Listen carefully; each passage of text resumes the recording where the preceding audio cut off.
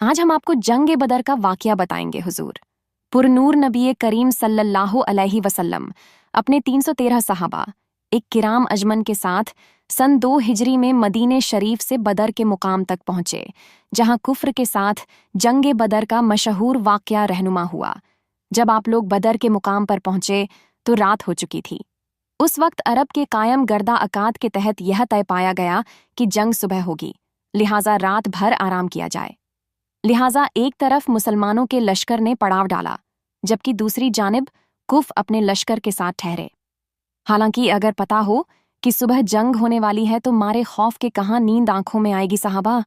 इकराम रजी अल्लाह अनहो तो शहादत पाने की खाहोशी में और जबा ईमान से सरशार, वैसे भी ना सो सके कि सुबह ना जाने किसकी किस्मत में जाम शहादत नोश करना लिखा हो, मगर अल्लाह ताला की कुदरत कामला के उस जात पाक ने तमाम इस्लामी लश्कर को सुकून की नींद मुहैया की कि इससे पहले सहाबा इकराम कभी ऐसी पुसुकून नींद ना सोए थे। उधर कुफ्फार को अल्लाह करीम की कुदरत कामला से रात भर एक खौफ तारी कर दिया गया, जिससे उनको सारी रात नींद ना आई। एक और चीज़ कि अल्लाह ने मुसलमानों के दिलों में कुफ्फार के लश्कर को इंतहा कम कर दिया, जबकि कुफ्फार के दिलों में यह खौफ डाल दिया जैसे वो 313 ना हो बल्कि 1000 हो। सुबह हुई हुजूर नबी करीम सल्लल्लाहु अलैहि वसल्लम के ईदा में सब सहाबा इकराम अजमन रज अल्लाह हो उन्होंने नमाज फज्र अदा की, और नमाज अदा करते ही नबी करीम सल्लल्लाहु अलैहि वसल्लम ने सबसे कहा कि अगर ऐसा हो जाए अल्लाह रब्बुल इज़्ज़त की जानिब से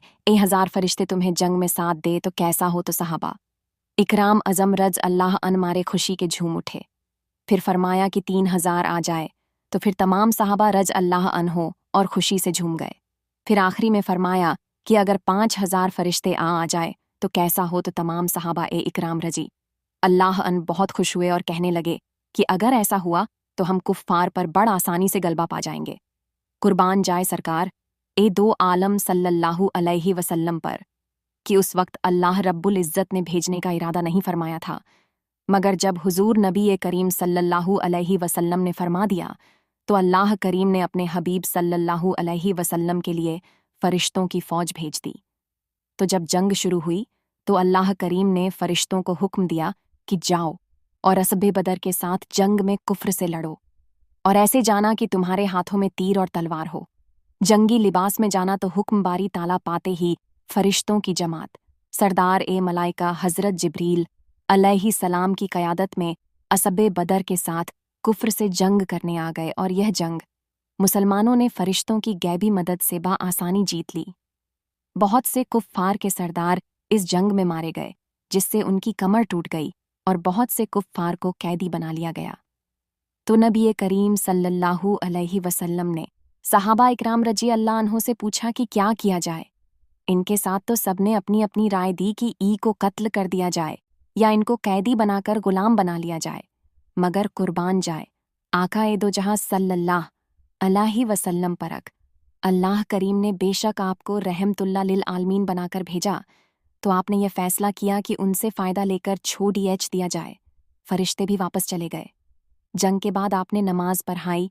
जब आप नमाज से फारिग हुए तो एक सहाबी ने अर्ज़ किया कि या रसूल अल्लाह सल्लल्लाहु अलैहि वसल्लम, आप नमाज के दौरान मुस्कुरा क्यों रहे थे। तो आका सल्लल्लाहु अलैहि वसल्लम ने मुस्कुराकर जवाब दिया कि जिब्रील अमीन अलैहि सलाम जंग के बाद तमाम फरिश्तों को लेकर वापस चले गए, तो अल्लाह के हुक्म से आसमान पर फरिश्तों ने उन्हें आने से रोक दिया और फरमाया कि तुम जिस मकसद के लिए गए थे उसके बिना कैसे आ गए। तो जिब्रील अलैहि सलाम ने फरमाया कि हम तो जंग में सहाबा की मदद करने के लिए गए थे। तो उन्होंने फरमाया नहीं, तुमको रज़ाए मुस्तफ़ा सल्लल्लाहु अलैहि वसल्लम की खातिर भेजा गया था, लिहाजा जाओ और जब तक उनसे इजाज़त ना ले लो वापस ना आना। तो इस वजह से जिब्रील अलैहिस्सलाम मेरे पास आए थे, और उस वक्त हम नमाज अदा कर रहे थे, तो मैं नमाज में बोल नहीं सकता था, इसलिए मुस्कुराकर उन्हें इजाज़त दी कि हाँ, अब तुम सभी जा सकते हो। सुभान अल्लाह।